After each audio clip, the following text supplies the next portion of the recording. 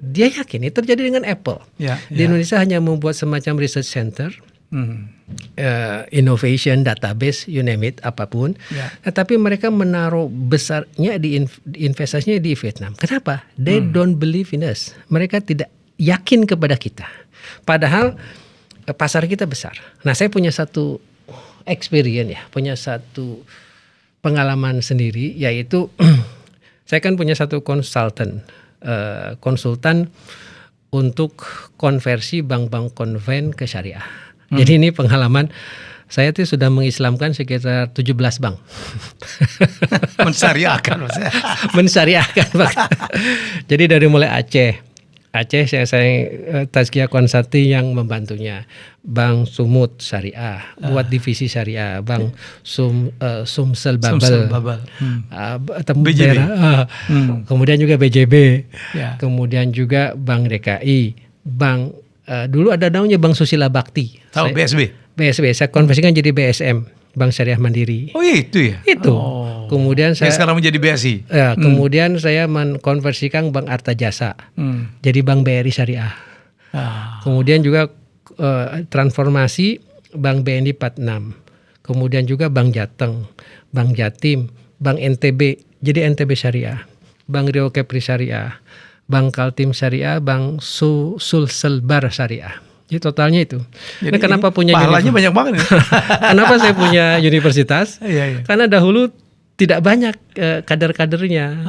Jadi ada di UI, ada di IAIN. Tapi memadukan antara UI dengan IAIN itu gak ketemu aja. Saya jadi membuat universitas sendiri lah gitu. Akhirnya kader-kader yang ada di sana sini. Nah, salah satu bank terbesar dunia namanya Kuwait Finance House mau masuk ke Indonesia. Oke, saya ditunjuk jadi konsultannya. Oke, nah dia ini mau datang ke pajak susah. Karena waktu itu masih ada dispute antara namanya murabahah, kena double tax itu. Mau datang ke Departemen Keuangan juga itu, datang ke beberapa otoritas yang lain susah. Nah, sementara datang ke Singapura dikasih karpet merah, datang ke Malaysia dikasih kemudahan.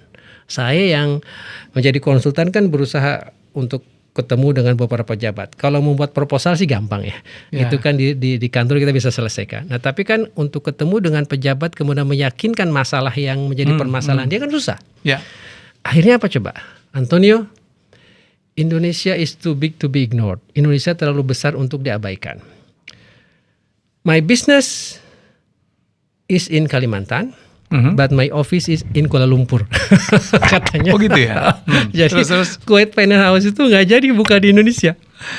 Dia buka kantornya tuh di Kuala Lumpur. Padahal proyek-proyeknya di sini.